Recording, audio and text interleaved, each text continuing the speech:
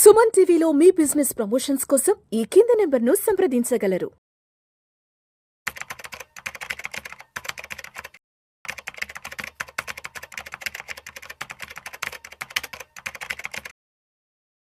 నమస్తే, నేను జీవి సత్యనారాయణ.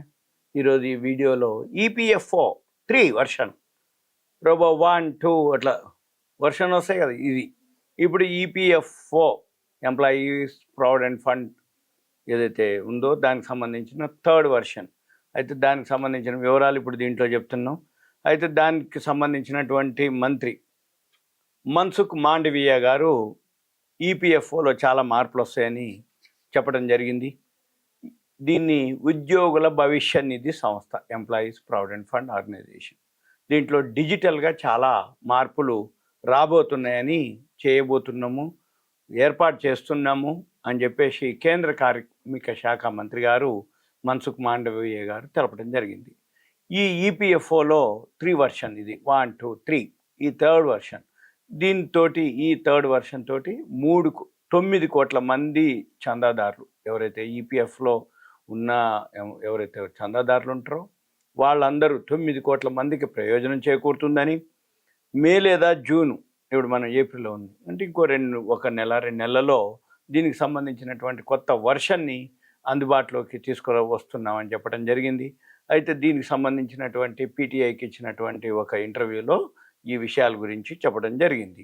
అయితే ఈ ఈపీఎఫ్ఓ వర్షన్ ఏదైతే 3 వర్షన్ ఉందో, ఈ సర్వీసెస్ వాళ్ళు ఏవైతే అప్డేట్ అనమాట, ఎంప్లాయీస్ ప్రావిడెంట్ ఫండ్ మైనస్ పాయింట్లన్నీ తగ్గించుకుంటూ ఎలా అప్డేట్ అవ్వాలి, ఇంకా ఎలా బెనిఫిట్స్ అంటే చందాదారులకి సౌకర్యవంతంగా ఉండాలి, సర్వీసెస్ ఫ్రీగా ఉండాలి, అంటే కంఫర్ట్గా ఉండాలి, ఈజీగా ఉండాలి, అర్థమయ్యే విధంగా ఉండాలి, ఈ విధంగా ఏవైతే ఉన్నాయో అవన్నీ సేవల్ని సులభతరం కానున్నాయని చెప్పడం జరిగింది.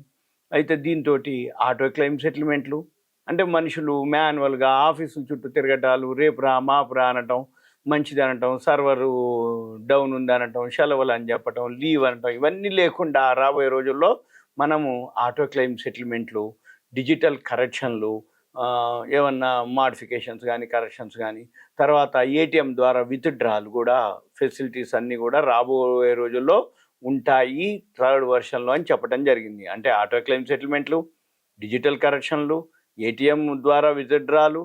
అయితే ఇది ఇంకా బాగా సౌకర్యవంతంగా ఉండటాన్ని సమర్థంగా తీర్చిదిద్దటానికి మెయిన్ ఇది అనమాట. అంటే ఏంటిది, ఇవన్నీ చేయటం కోసం ఈపీఎఫ్ఓని సౌకర్యవంతంగా సమర్థంగా తీర్చిదిద్దాలనే ఉద్దేశమే దీని యొక్క ముఖ్య ఉద్దేశం అని చెప్పడం జరిగింది.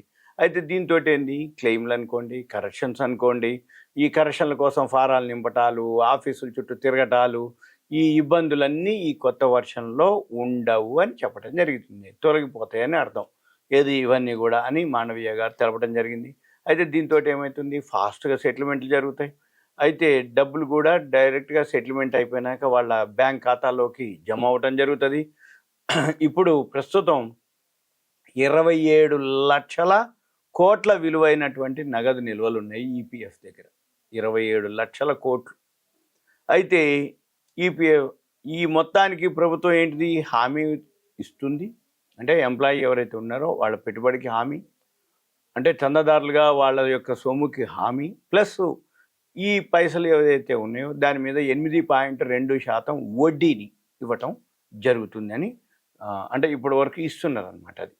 అయితే దీంతో ఏంటిదంటే ఈ సెంట్రలైజ్డ్ పెన్షన్ పేమెంట్ సిస్టమ్ వలన దేశంలో ఏ బ్యాంకు నుంచి అయినా పెన్షన్ పొందే అవకాశాలు ఉంటాయన్నమాట. అంటే రిటైర్ అయిన వాళ్ళకి ఎవరైతే ఉన్నారో వాళ్ళకి ఈ సెంట్రలైజ్డ్ పెన్షన్ పేమెంట్ సిస్టమ్ వల్ల దేశంలో ఏ బ్యాంక్ అయినా, any public sector bank, private bank, మన ఖాతా ఎక్కడైతే ఉందో ఆ ఖాతా నుంచి పెన్షన్ పొందే అవకాశాలు ఉంటాయని, అయితే దీంతో 78 లక్షల మందికి ప్రయోజనం చేకూరుతుందని అటల్ పెన్షన్ యోజన, ప్రధాన్ మంత్రి జీవన్ బీమా యోజన, శ్రామిక్ జన్ధన్ యోజన, ఇవన్నీ పెన్షన్ పథకాలన్నిటినీ కూడా ఏకీకృతం చేసి పెన్షన్ కవరేజ్ని క్రమబద్ధీకరించటం, బలోపేతం చేసే అంశాన్ని కేంద్రం పరిశీలిస్తుందని చెప్పడం జరిగింది.